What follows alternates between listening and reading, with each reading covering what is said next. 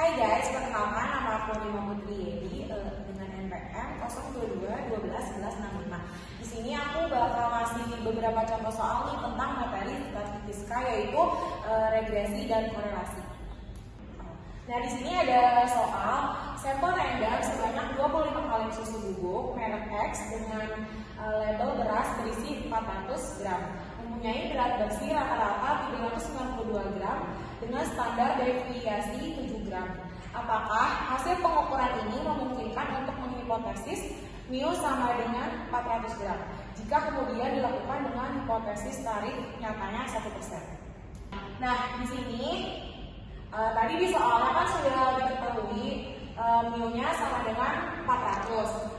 Kemudian X barnya juga sudah diketahui, yaitu sama dengan 398. Terus N-nya itu sama dengan 25. Itu sampelnya 25.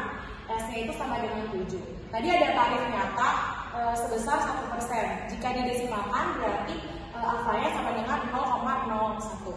Nah, yang tadi ditanya itu uji hipotesis untuk mu-nya. Jadi, kalau menguji hipotesis di sini ada beberapa prosedur pengujian hipotesis. Yang pertama itu ada merumuskan H0. H0-nya itu berapa sih?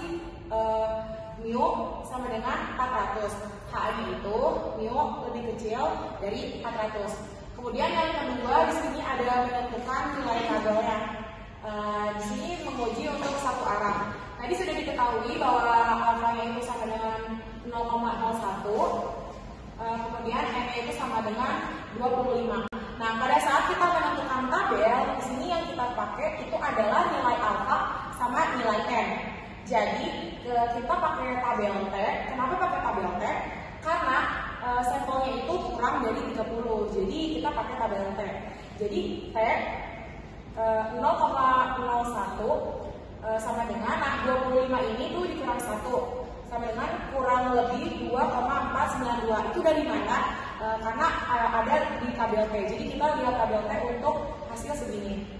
Terus yang ketiga itu menentukan rumusnya. Kita pakai rumus T itu karena sampelnya itu tadi yang seperti sudah dibilangin, sampelnya itu kurang dari 30, yaitu kan 25 ya. Berarti kita pakai tabel T. Kalau misalnya dia lebih dari 30, berarti kita pakai tabel Z.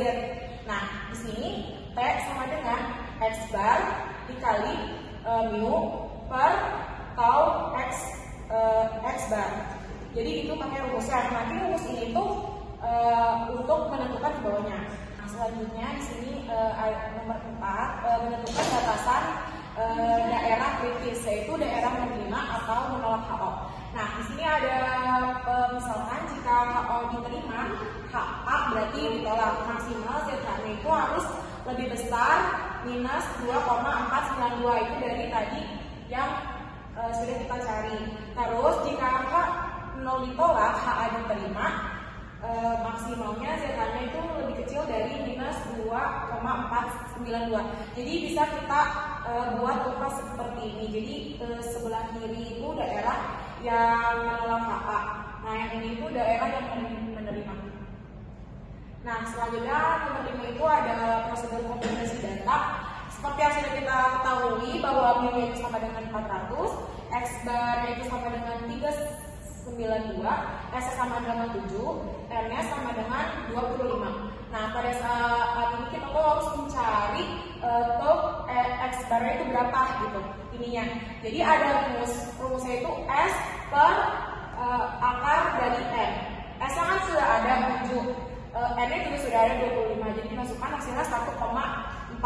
Kemudian untuk T-nya tadi yang ada di yang sudah kita tentukan di rumus nomor 3, yaitu TH sama dengan X. Nah, kesimpulannya TH lebih besar dari T tabel. Jadi minus 1,42 lebih besar dari minus 2,49, yang artinya HO itu diterima dan HA ditolak. Nah, kemudian di sini ada soal nomor 2, yaitu suatu proses produksi dapat menghasilkan rata-rata 15 unit setiap jam. Suatu proses produksi yang baru dengan biaya lebih mahal dianjurkan untuk digunakan. Tetapi proses produksi itu hanya akan menggantungkan menguntungkan apabila dapat menaikkan rata-rata produksinya menjadi lebih besar dari 15 unit setiap jamnya. Untuk dapat mengambil keputusan apakah akan menggunakan mesin baru atau tidak, diadakan percobaan dengan 9 mesin baru dan ternyata menghasilkan rata-rata 16,5 unit untuk setiap jam dengan standar deviasi 2,8 unit. Bagaimana keputusan yang harus diambil bila menggunakan tarif nyata? Tarif nyata di sini itu ada tarifnya yaitu sebesar 5%. Nah, selanjutnya tadi yang diketahui itu mu-nya tadi sebesar 15, untuk sampelnya itu N sama dengan 9, X barnya itu 16,5, S-nya 2,8. Tadi taraf nyata sudah diketahui 5%, jadi 5% kalau di desimal itu untuk alfanya sama dengan 0,05. Yang ditanya pengujian satu arah, kalau menentukan nilai tabel harus menggunakan nilai alfa sama nilai sampelnya berapa, yaitu alfanya itu sama dengan 0,05, M-nya itu sama dengan 9, yaitu T 0,05, 9 dikurang 1 sama dengan, kita bisa lihat di tabel, yaitu 1,860. Kemudian yang ketiga itu menentukan untuk rumus yang tepat. Itu seperti tadi, karena sampelnya itu kurang dari 30 maka menggunakan tabel T. Jika lebih dari 30 itu menggunakan tabel Z, yaitu jadi TH sama dengan X bar dikurang mu dibagi tau X bar. Nah, untuk yang keempat, pengujian satu arah. Jika HA diterima, HA ditolak, TH harus lebih kecil dari 1,060. Kemudian jika HA ditolak, HA diterima, maka TH lebih besar dari 1,860. Jadi ini yang siap ini itu daerah yang menolak. Nah, untuk yang kelima itu komputasi data.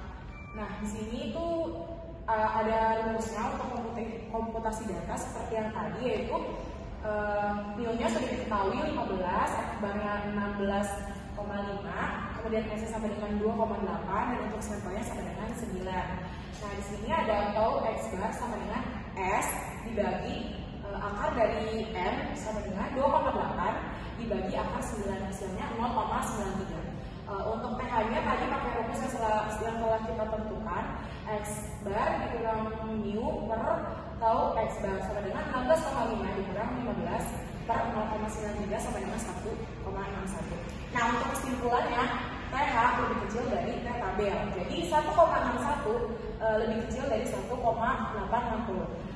Artinya HO diterima, HA ditolak. Sekian dari materi yang telah saya paparkan, kurang lebihnya mohon maaf. Assalamualaikum warahmatullahi wabarakatuh.